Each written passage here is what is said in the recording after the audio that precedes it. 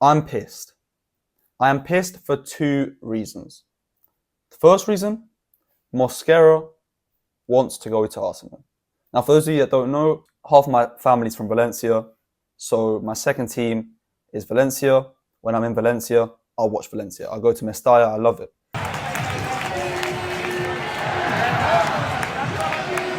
And Mosquera is one of my favourite players. I mean, there's a reason why Arsenal want him, and a lot of other European clubs wanted him, because he's one of the best young centre-backs in the world.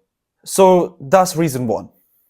Reason number two, I just made a whole 10-minute video talking about Ronaldo's new contract at Al Nassr. It was a good video. I think, I did pretty well in it. It was looking good. And then I realised the fucking tweet I was reading was fake. I was reading out, this is why you should always do research, bro. I'm such an idiot. I was reading a tweet about Ronaldo's new contract. And I was reading off the numbers, and in my head I was like, something's wrong. I was reading 400 million euros a year. I was reading 7.6 million a month. 7.6 million a week. I was reading 1.1 million a day. And I was like in my head, wait, something's off here. 1.1 million a day? 400 million a year? I searched it up, turns out it's half of that.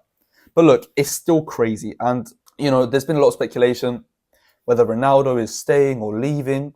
But ultimately, CR7 is staying at Al Nassr for 2 more years until 2027. Contract-wise, 200 million a year. It's looking like euros.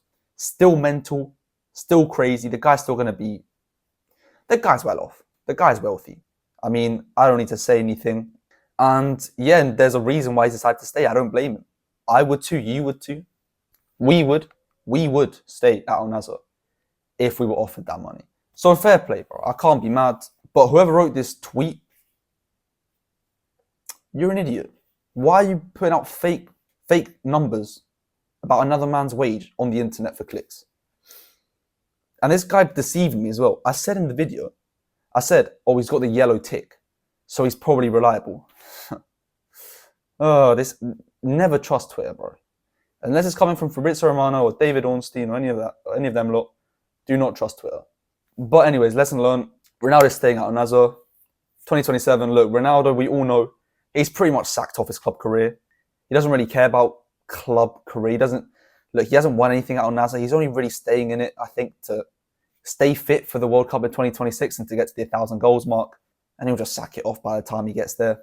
But look, when he gets to the 2026 World Cup, 2 options. You either win or you lose. If he wins it, that's it. He's done with football. He probably will retire after his Al Nassr contract. He'll probably have, a farewell tour, so to speak, in his final year at Al Nassr. And then retire probably. And if he loses, is he going to want to stay at Al Nassr, knowing he's quote-unquote failed? I don't think he'll really be up for that. So I do see this being Ronaldo's last contract in football.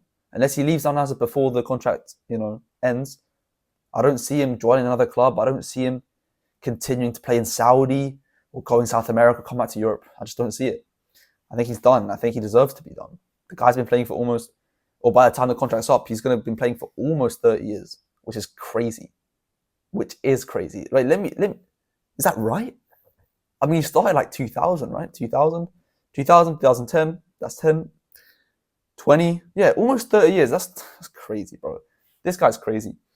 But yeah, and then the other news I wanted to cover, that I covered in the video that I'm now going to cover now, is that Newcastle have just put in a triple bid in the same day for James Trafford from Burnley, Joao Pedro from Brighton, and Elanga from Nottingham Forest. 3 bids in the same day, all from different clubs in the same league, is crazy work. It's crazy work. These lot are moving. And look, Chelsea, we've been linked to James Trafford and Joao Pedro this window. And look, both players are players who I wasn't really too keen on. James Trafford is quite Prem unproven.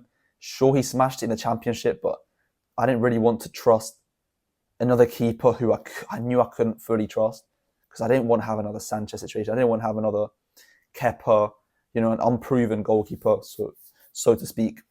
And Joao Pedro didn't really appeal to me because, at Chelsea, I'm tired of having these guys up top who are good to look at on the ball. They'll make nice runs. They can pass the ball as well, they can dribble, but are they going to finish their dinner? That is my problem now at Chelsea. I want a striker who can finish their dinner. I don't care if it's the scrappiest goal, like the one Liam Delap scored against Tunis. I just want it to hit the back of the net, man. I want it to hit the back of the net. I don't get how it does. I just want it to. So I wasn't too keen on either. Joao Pedro, I think, only scored 9 Prem goals last season. Like, he's a good player. I'm not saying he's not a good player. I'm not saying he's not a good signing either for Newcastle.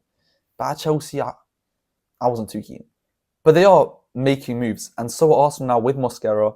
Obviously, they signed Norgard, who I think is a good deal for them. They needed that sort of depth in midfield now that Partey's potentially leaving, Jorginho's left. They needed him. I don't know what so many Arsenal fans are underwhelmed. They needed him. That doesn't mean they're not going to go out and get a statement signing up top, you know. But it is a good signing. 10 million is also a steal for one of the Prem's most consistent players last season. So I think that's a good signing. And look, this is frustrating from a Chelsea fan because Newcastle, Arsenal, City, Liverpool, these teams that are sort of around us on the table are making moves, are making mad moves. You know, Liverpool obviously with their guys, City with their guys, Arsenal now with these guys, Newcastle potentially with these guys. And we've brought in Liam Delap, Sugo, good players. We haven't even got Gittins across the line yet. And look, I know I'm not going to say this, like this means we're at a disadvantage next season and all that, because the window is not even halfway finished. So I know after the Club World Cup, we're going to be in transfer mode. Todd Bowley's going to put his Todd Bowley hat on and he's going to do what Todd Bowley does. He's going to spend the money. He's going to give out them 10-year contracts and we should make some big signings. But, you know, I'd like to see it progress a bit quicker, but look, can't have everything. And that's about it. I'm going to make another video tonight, so you're going to have 2 in one day. The next one's going to be after the Juventus Man City game. We're going to be covering what happened in the game. And obviously, it'll be interesting to see because whoever wins that finishes top of the group, which means that they'll be on our side of the bracket, which means that they'll be a potential opponent for the semi-finals. Who would I rather? I would rather Juventus on our side of the bracket. City beat us twice last season, and I think they're stronger than us now. They've already strengthened more than us. So I'd rather not play them, to be honest. But predictions, I predict that City will beat Juventus. I think City will finish top of the group. In fact, let me check. Is it top of the group that plays on this side of the bracket? So yeah, whoever wins out of Man City or Juventus will be on our side of the knockouts. So that will be a potential semi-final opponent if we beat Benfica and then Botafogo or Palmeiras. It's complicated, but we're taking it one game at a time. And Benfica the game is actually on Saturday, so it's very soon. I'll obviously be doing a match reaction to that. And yeah, that's all I've got to say for now, and I'll see you after the Juve Man City game. Have a good one.